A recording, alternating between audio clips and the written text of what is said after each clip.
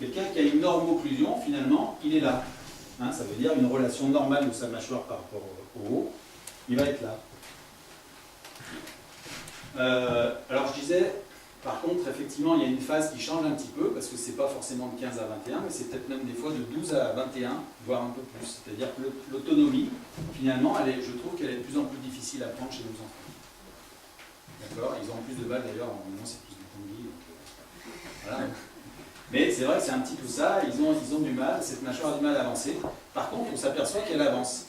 Et moi, je sais que dans mes traitements que je fais, des fois, je vais traiter pendant 3 ans, 4 ans, 5 ans, allez, 6 ans.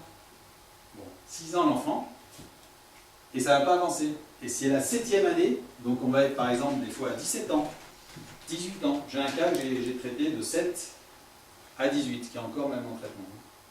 Et bien sa mâchoire, elle a avancé l'année dernière, donc à 17 quoi par là. Mais par contre, c'est un cas majeur, c'est-à-dire que normalement c'est un cas avec chirurgie orthodontique, enfin un truc énorme, quoi. Bah, ça c'est fait. Par contre, ça a mis du temps, bien sûr, mais ça c'est fait. Et je pense qu'au niveau de son équilibre global, c'est bien mieux. Voilà. Voilà, donc là je vais passer ça, donc vraiment faire prendre conscience que c'est vraiment important l'APM. Et là on va revoir justement l'APM. C'est, vous voyez, dans un cas comme ça, c'est pas beau. Ouais.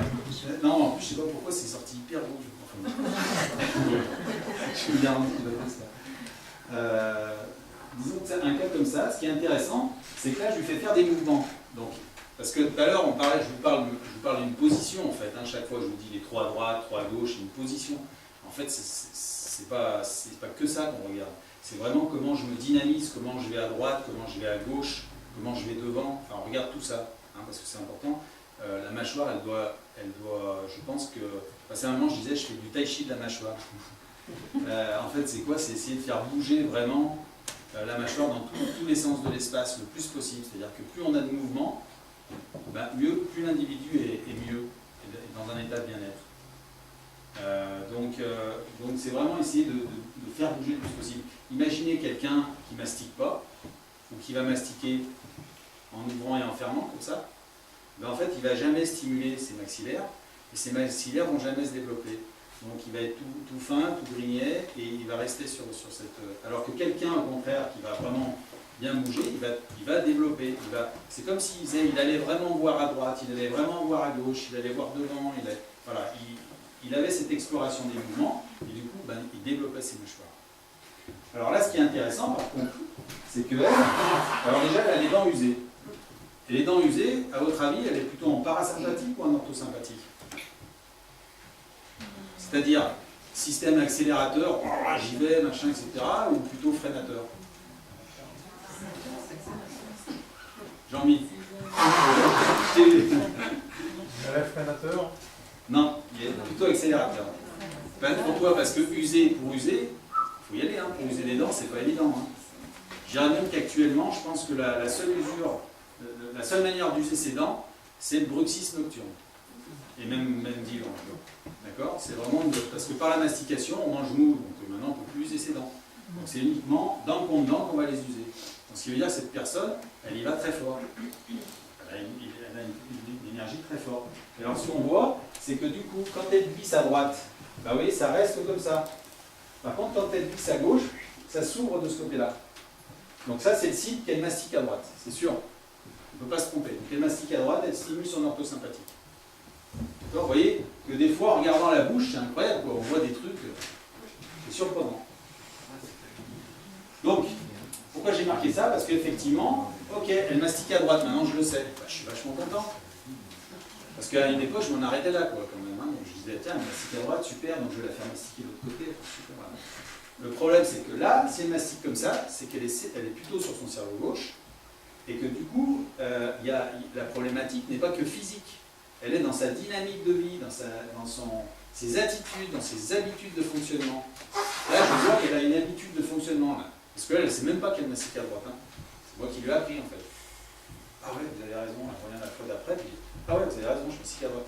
Donc finalement, ça se fait tout seul, c'est une habitude de vie. Et alors, pourquoi on prend cette habitude-là? Voilà. C'est là où c'est intéressant, et l'ortho-énergétique va nous amener des pistes. va nous faire travailler d'une autre manière. Parce que là, il faut que je la travaille pareil, en occlusion, voilà, mettre des choses en bouche pour essayer d'équilibrer. Mais en même temps, si je fais que ça, ben, vous pouvez être sûr qu'elle continuera tout le temps. C'est une évidence. Bon, en même temps, là, ça va être difficile chez elle, hein, parce que c'est grave. Alors j'ai mis oui, par la mastication. Pourquoi droite-gauche? La respiration. Voilà. Pourquoi à un moment donné, on se met à respirer par la bouche? C'est ça aussi qui est intéressant. Parce que vous savez que normalement, la respiration, elle est que naso-nasale. Elle doit se faire tout le temps par le nez.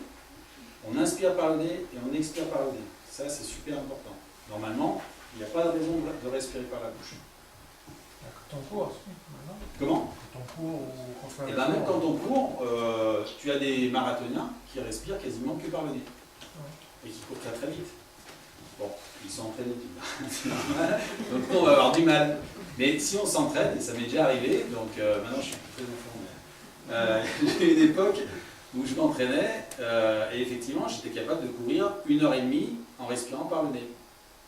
Donc c'est quand même pas mal, simplement en s'entraînant. Ce qui veut dire qu'en fait, on a un potentiel respiratoire nasal qui est énorme, à part qu'on ne travaille pas. Et nos enfants actuels, eh ben, qu'est-ce qu'ils font? Ils ont tous la bouche ouverte, et ils ont tout le temps le nez bouché.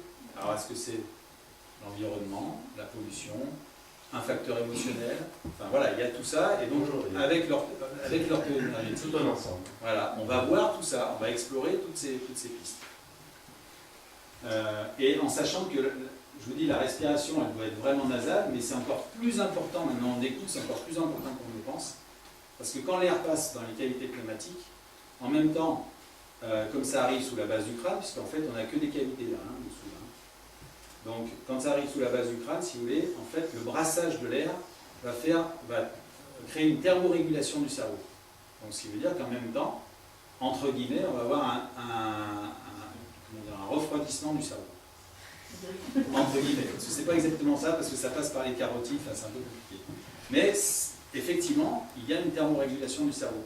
Ce qui veut dire qu'il y a beaucoup de gamins qu'on dit hyperactifs, ben bien souvent, c'est parce qu'ils ont une mauvaise respiration, et notamment nocturne. Et ça, c'est super important en fait. Hein. Il faut les faire impérativement respirer par le nez. C'est pas facile, mais il y a peut-être des solutions, il faut les essayer. Alors ensuite, pareil pour la déglutition, hein, c'est pareil. Pourquoi à un moment donné, eh ben, je me mets à déglutir, pas comme il faut. C'est-à-dire au lieu d'avoir la langue au palais, comme je vous ai dit tout à l'heure, ben, pourquoi elle s'interpose entre mes dents? Et puis ça crée un seul problème, c'est-à-dire que je pars finalement d'une information, finalement que je n'ai pas digérée, hein, un problème que je n'ai pas digéré. Donc par rapport à cette information que je ne digère pas, je m'adapte. Mais mon adaptation, elle n'est pas terrible, mais je m'adapte. Donc là, ça va être intéressant en ortho-énergétique d'aller voir un petit peu pourquoi cet enfant il est en déglutition, entre guillemets, atypique, ou encore en déglutition infantile, puisqu'on parle de déglutition infantile. Ce qui fait qu'on va peut-être avoir, dans ce cas-là, avoir intérêt d'utiliser l'ortho-énergétique pour aller voir finalement, au niveau de ses mémoires, voire peut-être de la vie intra-utérine, voilà, qu'est-ce qui a pu créer ce désordre.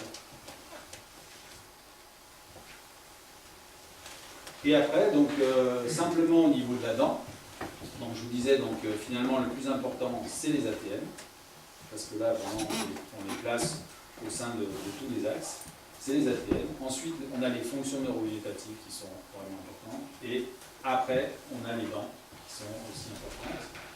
Et les dents, c'est un véritable organe, donc du coup, on peut faire un lien énergétique, et puis, par la technique du pouls biotique, on peut faire un lien à tous les autres organes du corps, en fonction des dents. On peut faire un lien à toutes les autres articulations, parce qu'il faut savoir qu'on a 32 dents, c'est 32 articulations au niveau de la bouche. Donc on va pouvoir faire un lien à toutes les autres articulations, voire aux muscles. On va pouvoir faire un lien à tous les méridiens d'acupuncture, puisque tous les méridiens arrivent au niveau des dents. Et on va pouvoir faire un lien je dirais peut-être encore plus performant, avec les interfaces du Dr Roche.